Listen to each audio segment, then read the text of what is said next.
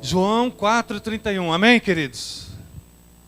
Enquanto isso, os discípulos insistiam com ele: mestre, ou em outras versões, rabi, come.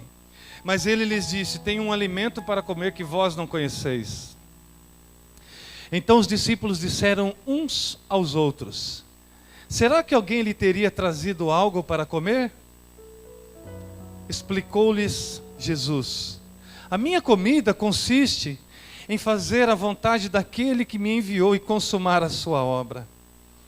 Não dizeis vós: ainda há 4 meses até a colheita? Eu, porém, vos afirmo: erguei os olhos e vede os campos, pois já estão brancos para a colheita. Amém? Não feche a sua Bíblia, mantenha ela aberta, nós vamos meditar. Nós estamos voltando agora no mês de setembro. Peço aos irmãos que continuem orando pelo nosso visto, que está em processo ainda. Temos mais um mês aqui no Brasil, mas vamos meditar aqui nessa passagem que vem nos mostrar um paradoxo de um texto de uma realidade extrema do que é a verdadeira urgência, do que precisa ser feito, realizado, evangelizado, alcançado, como discutimos nessa manhã.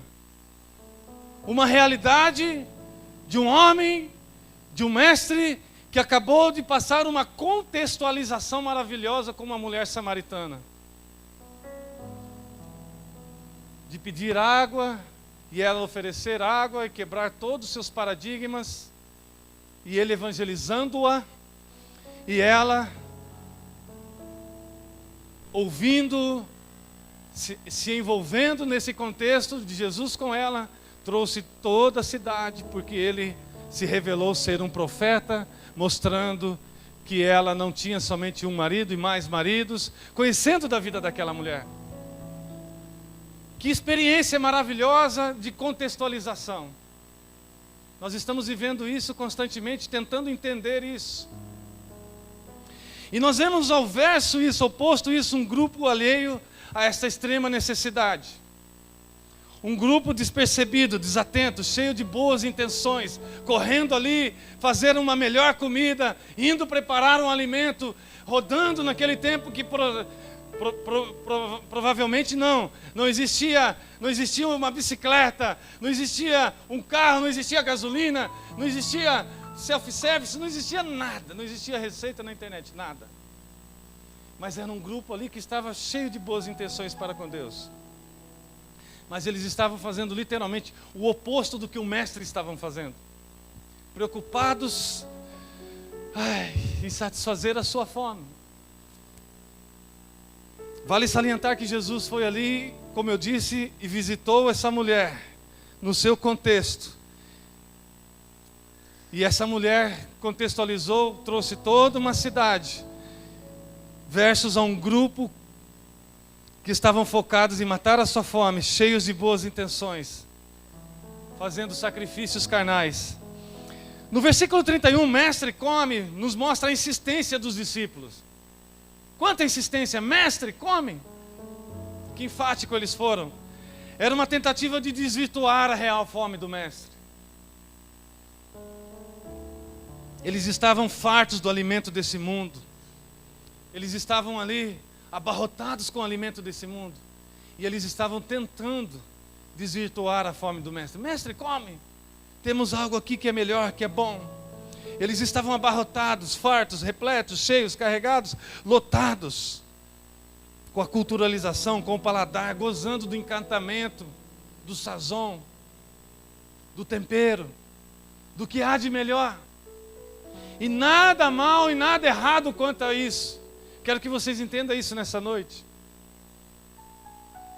Nada errado quanto buscar ter o melhor dessa terra, ter um carro melhor, uma casa melhor, uma igreja melhor, uma roupa melhor, nada errado contra isso. A presença de Jesus ali no ambiente trouxe um impacto na vida daqueles homens, que eles estavam alvoroçados, tentando fazer o melhor para o mestre. Eles estavam tentando fazer o melhor, por isso eu reafirmo, vou falar isso várias vezes, não há nada errado em fazer o melhor. Não há nada errado em você falar: mestre, eu sei fazer isso. Senhor, eu sei fazer aquilo. Eu sou bom nisso. Eu estou te servindo com a música. Eu estou te servindo com o meu dom, com a minha voz, com o meu talento. Eu faço isso e faço aquilo. Nada errado. Mas há um foco que precisa ser feito. Há uma coisa que precisa ser focalizada. Há uma coisa que não pode se perder esse foco. E como eu disse de manhã, o que é idolatria? É tudo aquilo que rouba a nossa energia, onde concentramos a nossa maior energia para uma determinada coisa, um determinado produto. Eu coloco todo o meu foco naquilo, toda a minha força naquilo. Mestre, come. O que você poderia estar fazendo para agradar o mestre, querido irmão, minha irmã? Se você estivesse na situação dos discípulos, o que você teria ido preparar para o mestre? Nossa geração está dispensando tanto tempo conectados para receber todos os melhores lançamentos. Uma geração futurista. Uma geração que quer saber estar conectada. Nada errado contra isso. João 17, na oração sacerdotal de Jesus: Senhor, eu não os peço que os tire desse mundo, mas que os conserve. Querida igreja, é muito fácil perdermos o foco. É muito fácil na nossa contextualização, como eu tenho falado. O mundo há 100 anos atrás, 50, 200 anos atrás, era um mundo preto e branco, duas cores. Hoje, se você vai numa loja de tinta, há um catálogo ali de infinitas cores. Isso é bom, ficou maravilhoso a nossa sociedade. A nossa cultura tem nos oferecido coisas maravilhosas, e nós devemos transferir isso para a glória de Deus. Deus, obrigado. Quando nós olhamos para essa região nossa, Jaguariúna, toda a nossa região, que região maravilhosa. Deus, o Senhor criou os vales, os montes. Quando nós olhamos para a contextualização de povos, raças e línguas, um diferente do outro, fala: Deus, quanta pessoa bonita e feia. Mas não existe feio. Deus, olha que lindo aquela pessoa que é diferente de mim. E você vai tendo um entendimento. Olha que lindo que Deus criou. Olha que lindo que Deus formou. A fome insaciável pelas coisas desse mundo é um perigo mortal. O problema é quando não conseguimos administrar isso. O problema é quando há um engodamento, quando há uma gordura exagerada.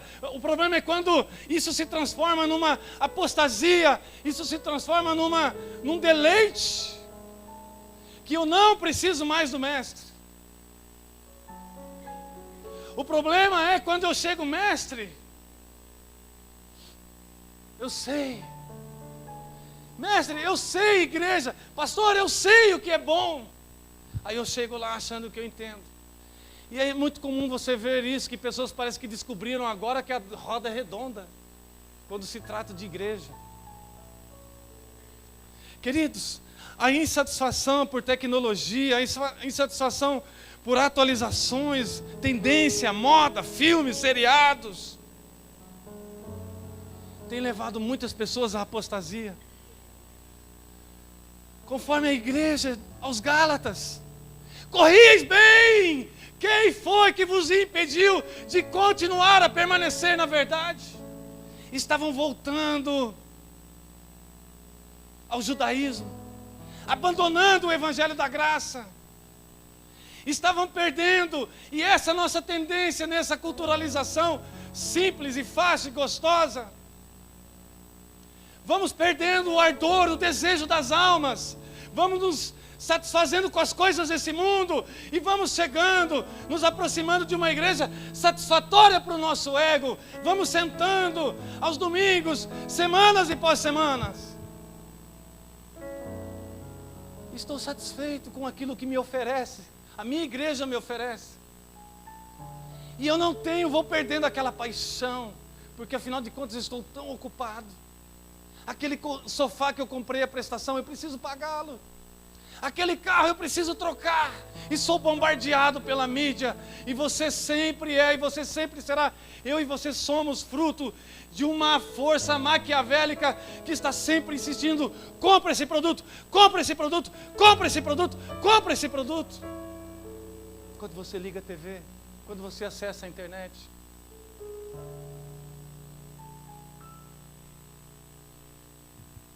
No versículo 32, tem um alimento para comer que vós não conheceis, disse o Senhor. Tem um alimento para comer que vós não conheceis. Que comida é essa que Deus come que não conhecemos, queridos? Ah, meu Deus. Como eu te disse, a presença de Jesus, ela nos constrange. E eu te peço que você deixe ser constrangido por essa palavra nessa noite. Há uma ministração do Senhor Jesus nesse lugar. Que comida é essa? Onde está esse alimento? Onde está? Fala para mim. Quem foi esse Masterchef? Quem foi esse homem? Quem foi esse grupo? Foi uma lasanha? Foi uma picanha? Foi um caviar? Foi um fruto do mar? Que comida é essa? Que mexeu com o paladar do mestre. E ele disse: eu tenho uma comida que vós não conheceis. Eu fico imaginando Jesus naquele ajuntamento. Ele não chegou e falou: ei, joga fora isso aí é ruim. Isso aqui é bom, não. Ele não desconsiderou talvez aquelas milhas que percorreram os apóstolos, aquela gororoba, aquela comida gostosa. Não, traz aí, junta aqui. Ele não falou assim: joga fora isso aí, não. Não, vamos ajuntar. Mas, o mestre, pela sua essência de mestre, ele era sábio em mudar o ambiente, em erguer as pessoas. Ei, traz, mas vem aqui, eu tenho uma comida mais impactante, que você come e você não vai voltar a ter fome. Eu acabei de falar para uma mulher: eu tenho uma água que se ela beber, ela não vai voltar a ter sede. Gente, ele era o pão da vida. Uau! Ele era o pão da vida. E eu te pergunto se você estaria interessado nessa noite em cozinhar essa comida para o mestre. Quantos estão interessados?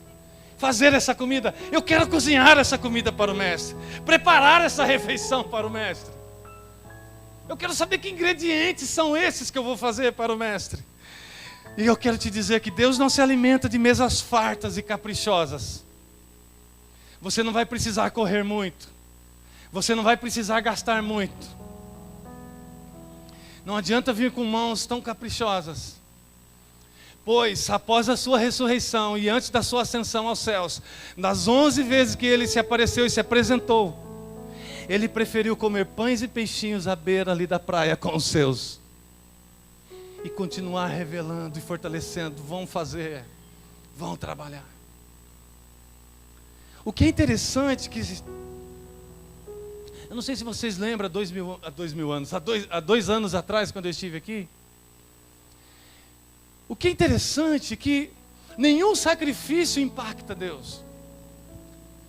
Nada do que nós podemos pedir para Deus fazer maior, Deus irá fazer maior do que Ele já fez na cruz do Calvário.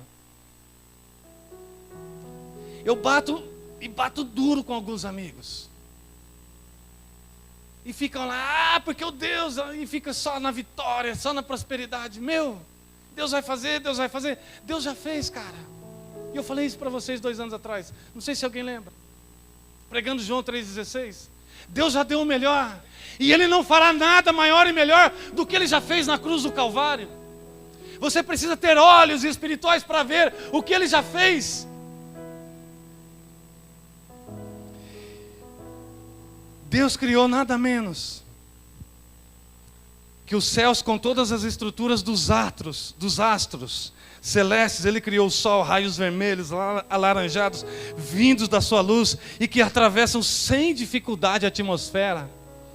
Ele quem criou os átomos, as moléculas, substâncias, bem como também os nutrientes que são combustível, a matéria-prima para a vida vegetal e animal. Ele criou e Ele cuidou em fazer detalhadamente cada macro e micronutrientes do solo para alimentar as plantas, mantendo assim a terra fértil, o alimento, o vegetal, o animal. Enquanto isso, nós queremos chegar ali e impactá-lo. Ele criou tudo isso, Ele sabe. Ele sabe. Então eu te pergunto mais uma vez, qual é essa comida que agrada o coração, o paladar do Mestre? Que comida é essa? Não precisa abrir, mas Jesus disse em João 6:38 e 39, porque eu desci dos céus, não para fazer a minha vontade, mas a vontade daquele que me enviou.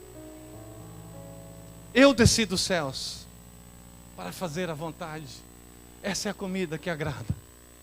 Pode abrir aí, faça questão, abra aí João 6:38. Eu estou falando que comida é essa, então abra para você ver. João 6:38.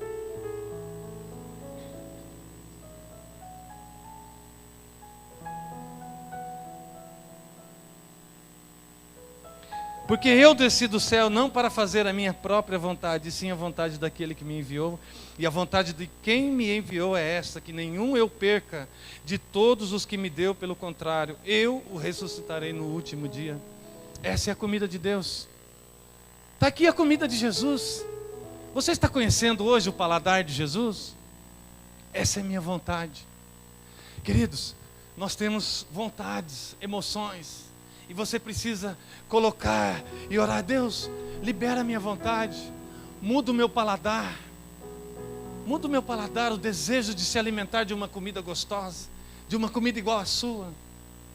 Mexe no meu paladar. A última coisa, eu porém vos afirmo, erguei os olhos e vede os campos, pois já estão brancos para a colheita. Pode voltar aí, capítulo 4.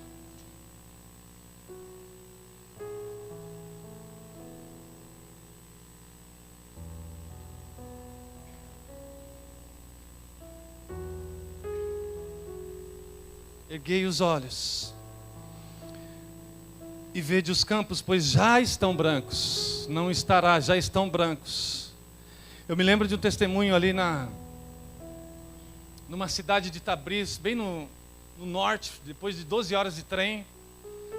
E fui orar numa cidade com os iranianos. E comecei a orar aquela cidade e eu não entendia por que Deus tinha me levado àquela cidade. Subimos, iraniano gosta de montanha, pá. Já tinham rodado 12 horas de trem, depois mais algumas horas de carro, até subir depois aquela montanha. E fomos orar. Começamos a orar meio secreto, não podia tanto erguer as mãos, cheio de pessoas. Deus, eu não entendo porque eu estou aqui, mas eu oro pela cidade de Tabriz. E depois morando ali isso foi em 2009. Em 2014, morando no Iraque, eu estava com o Novo Testamento num país que não era o idioma, o Farsi. E eu fui, numa noite, nós fomos orar com um iraniano. E eu e um amigo, um pastor, falou: hoje nós vamos orar para que ele confesse o Senhor Jesus Cristo. E eu levei uma Bíblia no próprio idioma dele. E para minha surpresa, de 2009 para 2004, e eu perguntei para ele: Shomoko Jai Rasti, de onde você é? E ele me responde: Man, Taberici Rastan, eu sou de Tabriz. Queridos, 6 anos depois, resposta de oração. E o Senhor nos fala: eu porém vos afirmo, erguei os olhos para a colheita, os campos já estão brancos. Eu quero te dizer, erguei os olhos para a lavoura que está da sua altura ou mais alto do que você.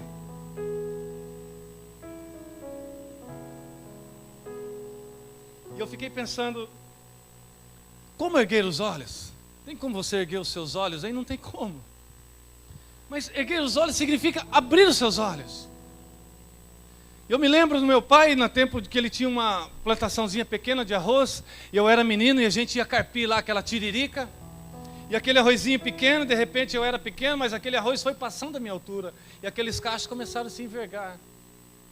E eu tinha que erguer os meus pés para ver aquela pequenininha lavoura de arroz.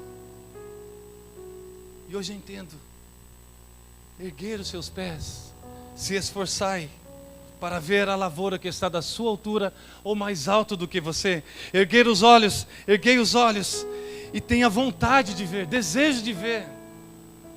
Erguei os olhos para ter uma visão panorâmica de todos os ângulos. altura, profundidade, largura. Erguei os olhos para ver culturas, povos, raças, línguas, etnias, nações.